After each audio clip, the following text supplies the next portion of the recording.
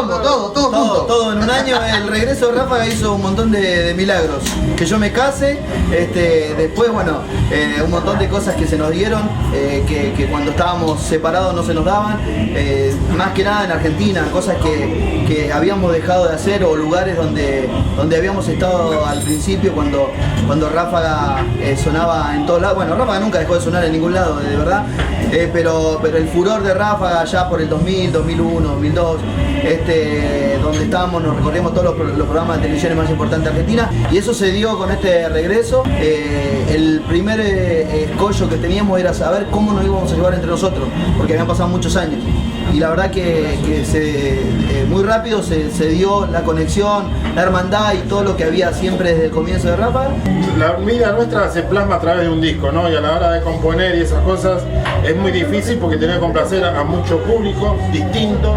Entonces hay temas que funcionan acá en Europa y ese tema quizás en Latinoamérica no. Entonces es muy difícil, pero bueno, a la vez está bueno porque a nosotros es un desafío para nosotros hacer un disco variado, ¿no? Yo creo que también pasa un poco eso de que no nos encerramos en un mismo estilo todos los discos, ¿no? O sea, y llevar nuestra música, la llevamos con mucho orgullo, mucho respeto, y tratando siempre de avanzar, ¿no? No nos quedamos en la prueba y decir, bueno, ya está, nos quedamos y no, es totalmente un desafío diario. Yo, Ulises, Richard, Coco el bajista, hemos formado familia acá en el norte, en Asturias, precisamente, y al margen de lo que es el público, que es muy cálido con nosotros y demás, tenemos ese vínculo que de hecho, o sea, prácticamente parte del año vivimos acá, o vivo acá, para ser más preciso. Entonces nada, el vínculo está más que nada hecho familiar. Nosotros vamos y volvemos, o sea, el inmigrante está viviendo, trabajando día a día, tratando de salir adelante, porque quizás en su país no le iba bien, que es lo que comúnmente pasa, o buscando, no sé, nuevos sueños. Igual es muy difícil, el desarrollo es muy difícil. Nosotros tenemos la suerte de que, bueno, hacemos música y la repartimos por todos lados del mundo. Tenemos contacto con la gente, mucha gente que dice, che, ¿cómo está Argentina? ¿No? O sea, bueno, pasa, yo quiero volver, y uno le dice, quédate, porque Argentina, o sea, como en toda Latinoamérica, somos países que nos cuesta, todavía no arrancamos.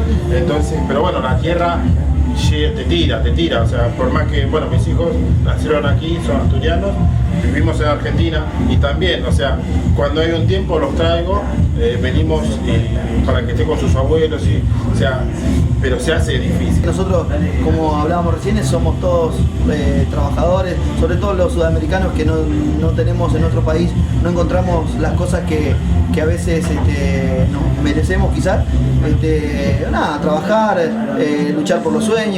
Yo simplemente digo que cada uno luche por sus sueños hasta tratar de conseguirlos, y que bueno, que no se olvide nunca de que la familia siempre está presente.